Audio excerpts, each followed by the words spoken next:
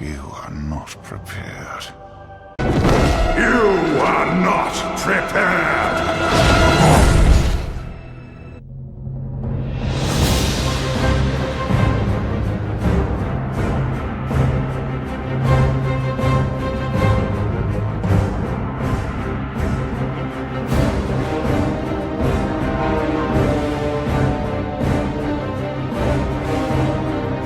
Welcome back to World of Warcraft Resurrected.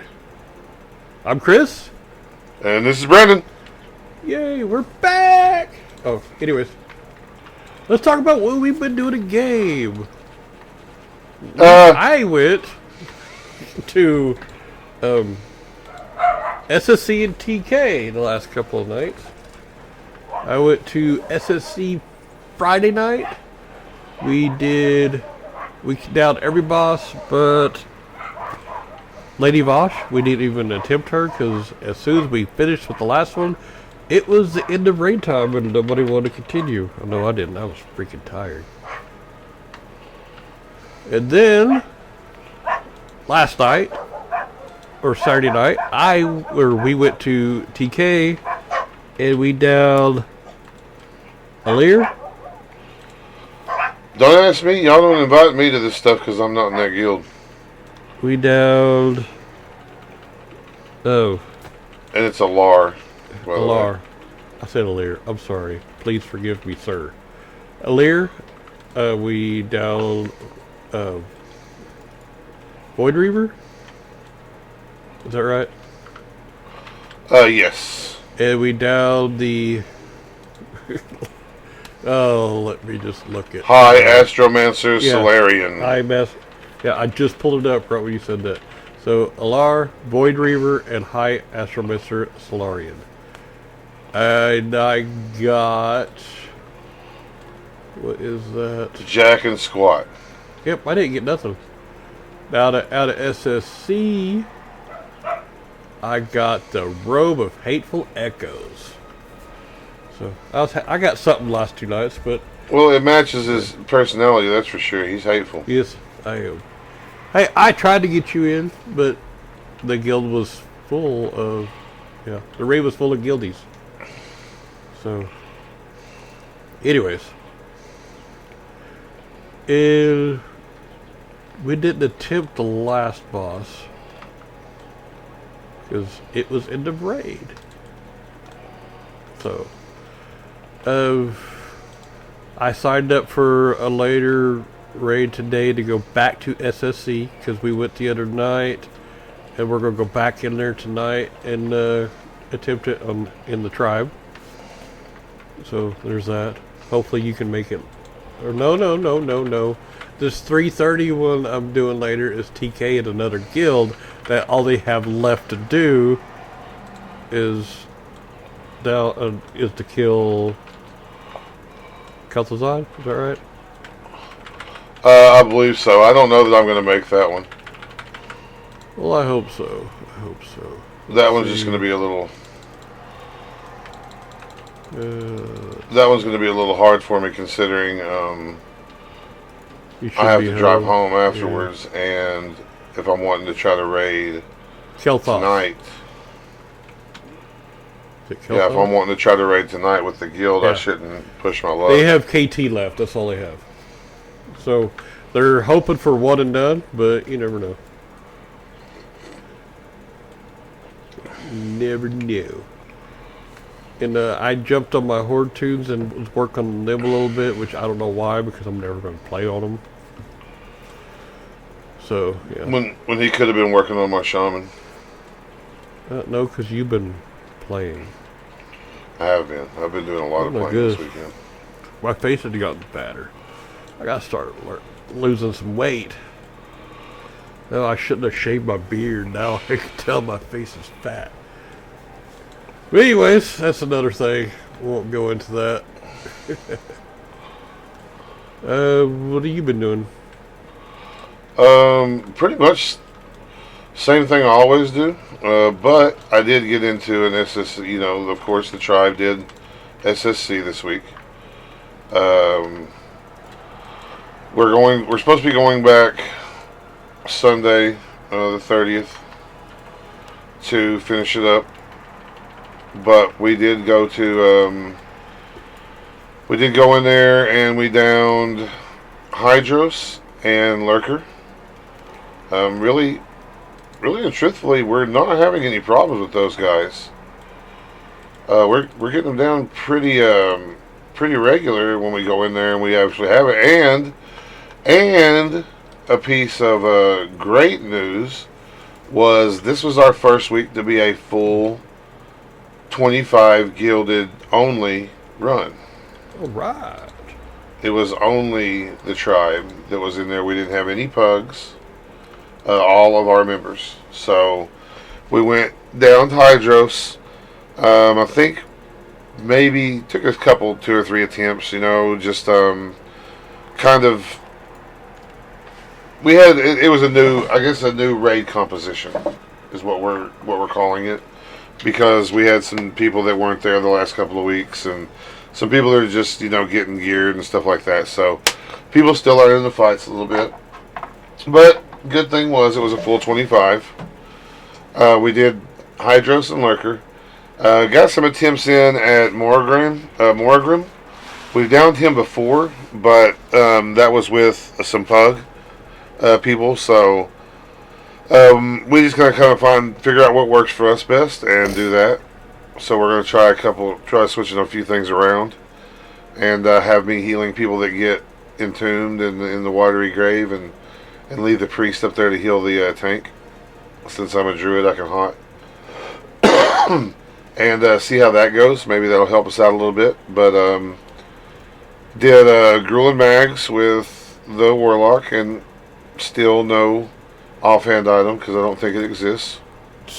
Or Kara, I'm sorry, I did Kara with the Warlock. I did Gruel and Mags too, but I needed the piece for the. I can't remember what attunement. I guess it's the Nightbane attunement is the one I was working on, where I needed the Earther Signet and something else. But I got what I needed from those people. So for that heroic or for that quest in heroic slave pins. Cool. But out of Kara, like I said, I don't think that the offhand exists. It does. I got it on both of my tunes. Yeah, it won't drop. It's about as sneaky as the King's Defender for one of our tanks. So that's what I've been doing, and I've been leveling. Hell, I don't know what character. I've been leveling my mage. I don't know what level he was last time we talked, but he's 65 now. If he wasn't then. Yeah. I think we were talking about how you need to get him to 65 last time. So yeah, he's 65 now, doing his thing, and then I got my hunter. I've been playing him some more. So, and then my warrior I just recently picked back up and started playing again, and he was 38. Now he's 39. So he's almost 40, almost to that level where I quit playing him. Cute. Because I can't figure out what to do from 40 to 50, but now I know. So I think I'll level him a little bit more. But yeah, that's about it other than that. Alright. Well, I guess it's time. Oh. I moved my mage out of the guild he was in and put him in our guild. Because I really don't want to play him. I played too much on my shaman and my druid to play with him. Yeah. And some people didn't like that I had a mage in that guild. But, oh well. Oh well. Alright, let's talk about the news. Tier list prediction of the Phase 3 Burning Crusade Classic. I know.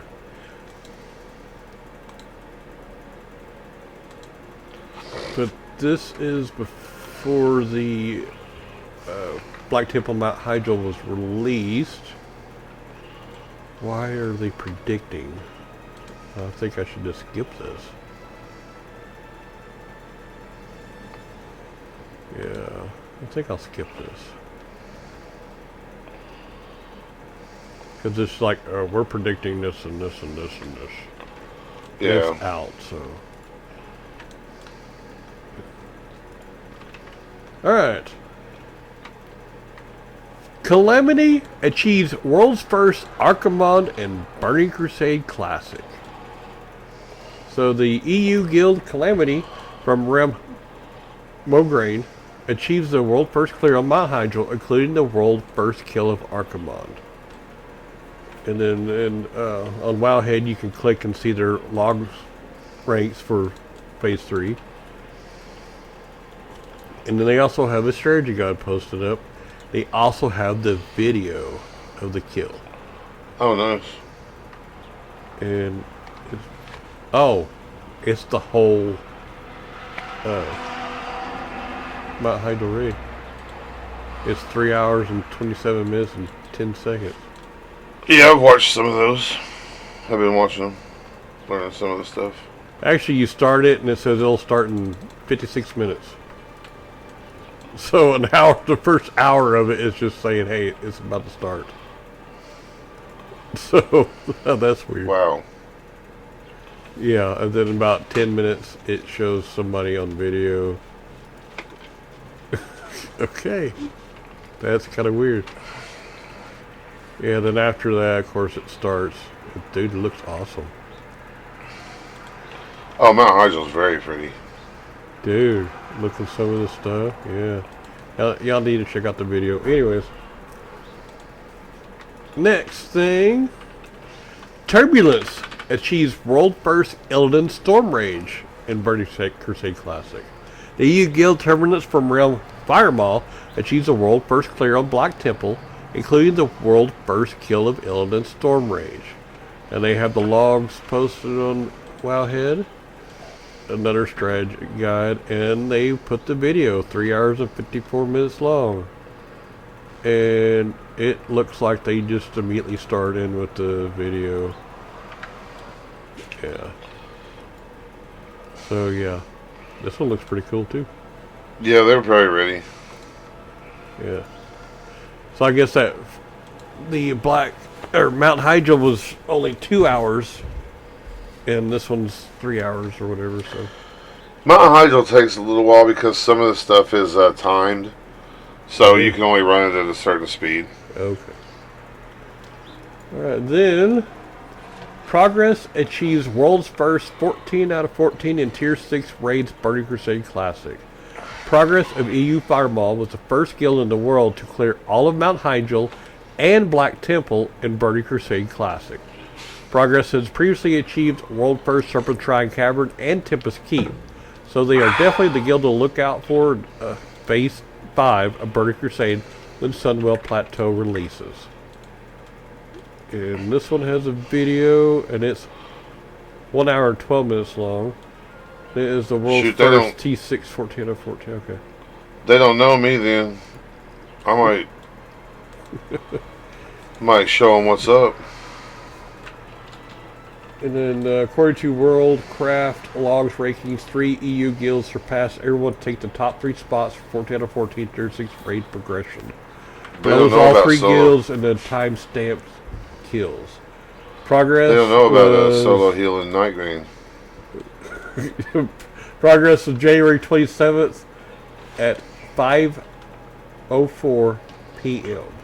Oh, that was on the test run. It doesn't count. Disqualification. Okay. And there's one that's in a different language. Yeah, I don't know how I want to pronounce that. But they did it at 5:07 p.m.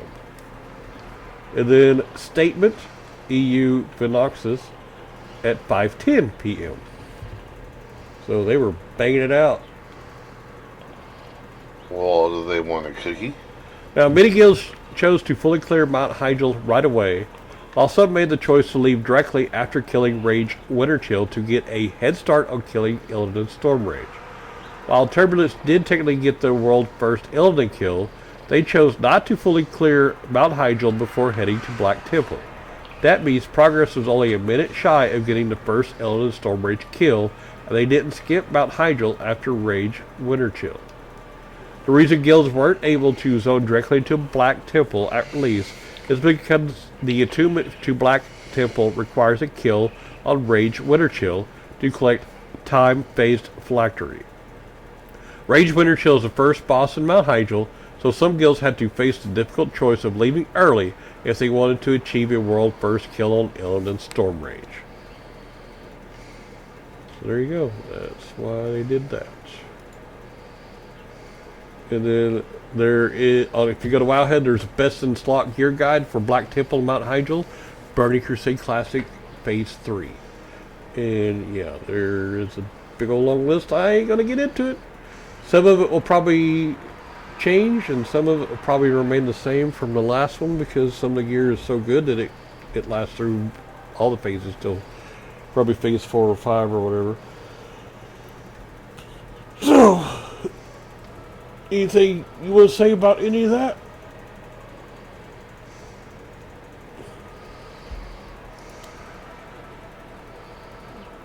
Brandon? What?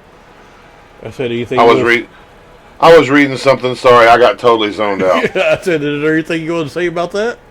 I was reading. No. On the screen, it looked like you were asleep, and I was like, oh crap. No, I was reading something, and I'm really, really stoned, so my eyes are like barely open. Okay. But I was reading something, and I got completely zoned out on it. I don't know why. Must have been interesting. That was weird. What was you reading? It was some of this, just different things about like these two guilds. I went and kind of did. I was just researching some of them. Oh, okay. You thinking about joining them? No, not at all. I'm not that sweaty. Yeah. But no, as far as those guilds go and their clearing of everything, I think they did it on test realms. Well, it came out what? Well, no, it came out the 27th. Oh, did it? Okay, then they didn't do it on test realms. Okay. Well, I mean, good for them. I'm glad they're clearing it. I'm glad they're sweaty, and we're not. If they want to have nothing to do, for the remainder of the next 4 or 5 months or whatever, then so be it. All right, now let's go back to Kara for the last time. Last time, we're going to talk about Netherspite and Nightbane. All right, so we killed Prince last time. We come back, then we go back up to where it splits, where it goes down or up. So this time we're coming back from the down, so we're going up from the down, and then we're going to go up. And we kill a couple of things in a couple of rooms, and we go down, and there is Netherspite, a big, huge dragon. He's a phantom dragon. Or a nether dragon, so to speak. Yeah. You can't see him. He's see-through. Yeah. Okay. This fight is easy, hard to explain. Now, if everybody knows the mechanics, it can be easy, but if you don't, it can wipe the raid pretty good. Oh, this heater's got to go off down here at my feet. I'm sweating. Don't forget to bring that heater back in I before will. you leave. Boy. Boy. Okay, so I'm just going to tell you the stuff he does. And,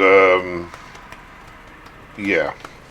Empowerment increases damage dealt by 200% during phase 1.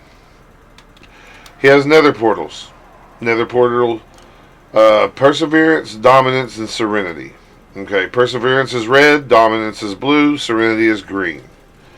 So if you're in the perseverance or red beam, if the red beam reaches Netherspite, he will take 1% reduced damage per stack.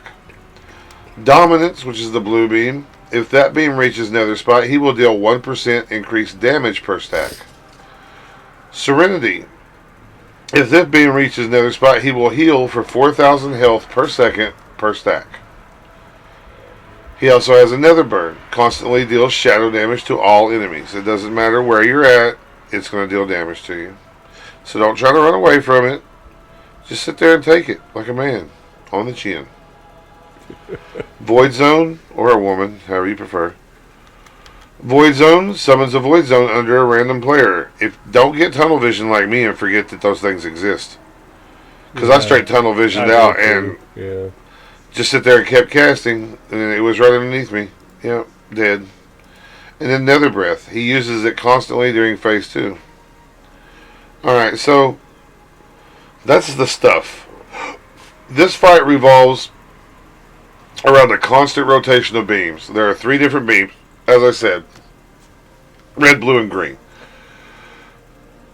We've already talked about what Gray Empowerment does. We've talked about what Nether Burn does. It does around 450 shadow damage every few seconds. So, I mean, it's pretty easy. The red beam, alright, the red beam is what they call the tanking beam. If you're in the red beam, you have aggro. It does not matter. If you're in the red beam, you've got it. Done. End of story. The red beam, or Perseverance, is used by tanks, giving whoever stands in it reduced damage taken and increased defense per stack. It also increases your health, but every time you take a stack from the beam, you lose 1,000 health. So a single target will be able to take a red beam for one phase by themselves, simply weave in and out of the red beam, only taking a few stacks. Then you need to heal after taking damage. So what I was doing when I tanked it is I was going 1,000, 2,000, 3,000, 4,000, step out. 1,000, 2,000, 3,000, 4,000, step back in. So I was going about 4,000. I mean, it seemed to work. I was told just to get 5 stacks and step out for 5 stacks, get in for 5 stacks, get out for 5 stacks. I was just doing 4 and 4. It's, I guess, each their own. Whatever. See what you can take. Like we have one of our guys that could probably, I swear he could probably stand in it and never move. But he is ridiculous. He's a bear druid. He has like 34,000 health or 34,000 armor. No, he couldn't, but still. I want you to solo heal that if he does. I'll solo heal it. I ain't scared. Solo healed Nightbane. Alright, so that's the red beam. The blue beam, which is my favorite beam when I'm on my Warlock, it's called the Dominance, and it's typically used for DPS members as it gives increased damage dealt. Unlike the red beam, this beam requires multiple soakers per phase, as you can easily die if you take too many stacks of this beam. You want to aim to have 2 to 3. We use 2 super soakers to phase this beam. So what this beam does is it fills the target with power, increasing their damage but reducing their healing and making them vulnerable to magic damage. You typically want to have 2 people doing it, unless you have an Affliction Spect Warlock. If you have an Affliction Spect Warlock with improved Drain Life, they can tank the entire phase. I can tank the entire phase as Destruction Spec, but they don't want to chance it. All you gotta do is just constantly cast Drain Life. Don't do anything else, just cast Drain Life. And you'll get through it. But what you want to do is if you're having 2 people soak it, you want to get about 20 stacks and step out. What we do is we have one DPS start soaking it, and we have the other DPS that's going to take it from him, stand in front of him. When he gets 20 stacks, he moves to the left or the right, boom, the beam hits the guy in front of him. Or straight through him. Yeah, or just run straight through him, either one. And the beam hits the guy, boom, he's on him, and the next guy gets it. Now, me personally, what I do is I get about 20 stacks, because I always take a second. I get about 20, 25, 23 stacks, something like that. I can't remember how many it does before he goes into Banish phase, but right before he's going into that, I'll hit him with a Curse of Doom. Because the Curse of Doom, what it does is it snapshots you with that damage buff. So you're doing so when it goes off, it's still got you snapshotted as having that damage buff. So Curse of Doom will do more damage, and yeah, it's fun. And then you got the green beam, of course, which is the Serenity beam or the healing beam. It is the most important beam to have soaked 100% of the time, as it will quickly heal the boss to full health if not soaked. Standing in this beam increases healing done per stack and reduces spell costs. It also reduces your maximum mana per stack, but also restores your mana.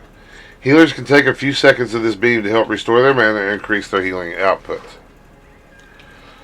Now, during the fight, or that fight, I don't know, the green beam, anybody can really have it.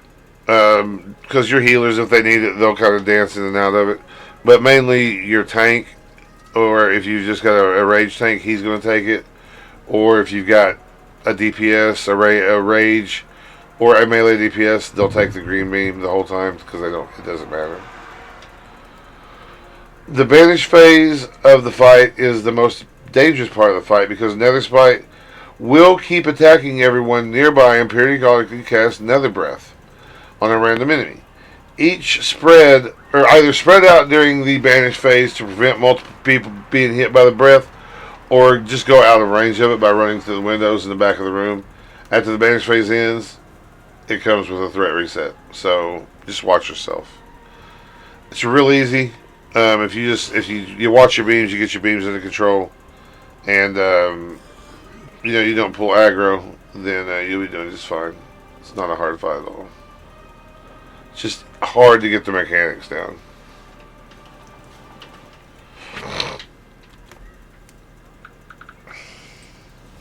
Yeah. Now, when you first started, the red beam starts out in the back right corner. Mm-hmm. The green beam starts, not the back. The front right corner, the green beam starts in the front left corner. And the blue beam usually starts in the back, straight back. Correct, yeah.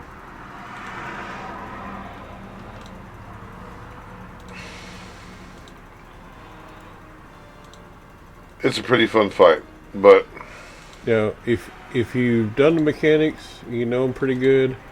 It's a pretty much just easy fight. If it's a bunch of people's first time, it's probably going to take a time or two, just so they can get the feel of the fight and the mechanics. So. Yep. Because if you screw up one time, you can wipe the raid. If you got a really good group, you can stay in through the breath and just let the tanks take the breath. So alright, now we can go to Nightbane. Now, Nightbane is actually way back there by the back door. So before you go to Curator, a lot of people like to go to Nightbane. And Nightbane is the hardest boss in Karazhan. Because he drops tier 4, is that right? Stuff. He drops, no, he doesn't drop tier 4. He just drops items that it's like tier 4. They're tier 4 quality. Of tier 4, quality. Yeah, for sure. So that's why he's the hardest one. And plus, you have to do Karazhan. You have to do all the some of the quests for inside Karazhan to even summon Nightbane. So you go in the back door, and you go down, and before you go up the ramp that goes around the side of the wall, there's a door right underneath that ramp that you go in, and it's a big terrace that you walk around. And, yeah. And that's where you summon Nightbane with a urn. Mm-hmm. And go. On the broken barrel. Yeah. Okay. Eyes was messing with me. So, he has some stuff that he does. He has 2 phases, and in these phases he does different things. So all these that I'm reading right now are phase 1 abilities. It's Distracting Ash. It reduces the target's chance to hit by 30%. Smoldering Breath deals damage to enemies in front of Nightbane and leaves a large damage over time debuff on them. Cleave, we all know what that is. Yep. Tail Swipe, we know what Tail Swipe is. Charred Earth summons fire underneath a random non-tank member, leaving a large patch of fire on the ground. And then he's also got Bellowing Roar, which fears everybody. That's all in phase 1. Now, when you get him to 25, or every 25%, he goes into phase 2. So that's 75%, 50%, and 25%. he goes into phase 2. During phase 2, he's going to go up in there and he's going to fly around. Everybody needs to stack on the tank during phase 2 at the beginning. And when they call a move out, you want to move out because of Rain of Bones. Rain of Bones deals damage to all enemies in the area and summons 5 restless skeletons over a few seconds. So, you're going to get some skeletons. Smoking Blast, as well as in the air, attacks the highest threat target, dealing high physical damage on hit, and leaves a fiery damage of effect damage over time effect on them as well. And then Fireball Barrage, blast raid members if anyone goes over 40 yards from the boss. No, it's anyone. Unless yards. Yeah, so I mean, I've never been hit by that, but I don't think I've got any spells that cast from 40 yards, so I'm not even going to test that. So here's what happens. When you summon him, he comes down wherever the barrel's at, and you got your main tank right there. He's going to start tanking him. Phase 1 is somewhat simple, just a tank and spank fight. Have the tank face Nightbane's face and tail from the raid to prevent cone attacks. A melee players will need to attack from the side and avoid the cleave, smoldering breath, and tail swipe. Ranged players will want to stay at max range and stack tightly together. The Bellying Roar can be outranged by most players and avoid standing in charred earth fires. So, that's pretty much true. Phase 1, you just kind of stand, all the melee go up there, all the ranged stand together, and when he puts a charred earth down, you move to the other side of the little terrace, and then back and forth like that until he goes into the air. Phase 2 is the air phase. It's the more difficult part of the fight. When Nightbane flies up, the raid should stack up underneath him to force the Rain of Bones to spawn the restless skeletons in one spot. After they start spawning, the raid should move away slightly to avoid being near the restless skeletons, as they have an immolation aura, dealing massive damage to all nearby enemies. So what happens is the tanks are usually there. They try to have concentration down, but it doesn't always work like that.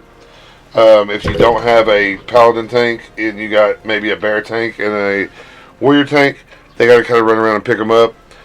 Mages should use some kind of slow on them. Frost Nova them if you want to. Warlocks, Seed of Corruption, Rain of Fire. Single target them down if you have to. Just they got to go down. And you've got a little while to do it. But melee players will need to avoid attacking these mobs, as the Immolation Aura deals around 1,000 damage per skeleton every few seconds.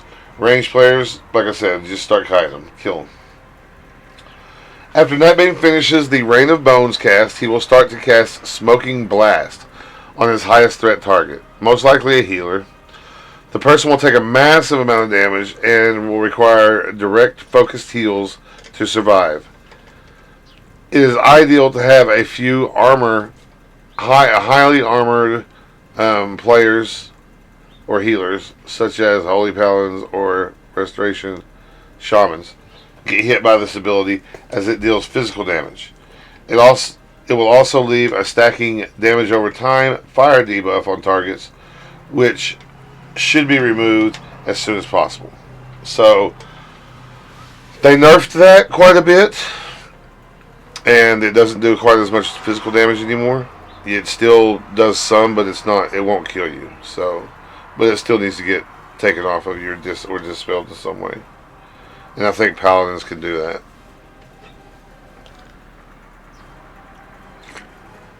But after 25%, 50%, or 75%, 50%, 25%, he goes up into the air 3 times. When he comes back down that last time, he's all yours on the ground. Just kill him. And then you receive fat loots. And if you're a badass druid, you can solo heal it. I just did that once. You could probably do it again, though. Our healer died at the very beginning of the fight, and he already DC'd at the very beginning of the fight, and never came back on because he said his computer was crashing. He hadn't updated it in a while, so he had to update it.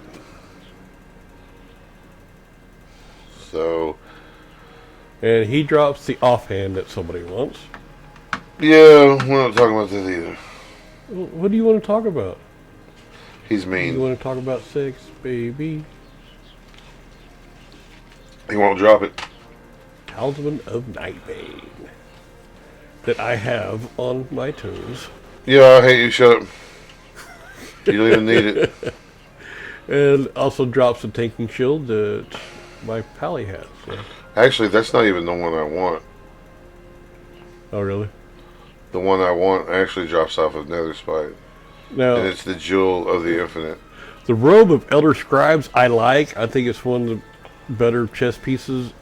And because the one thing that it does when you equip it, gives a chance when your harmful spells land to increase the damage of your spells and effects by up to 130 for 10 seconds.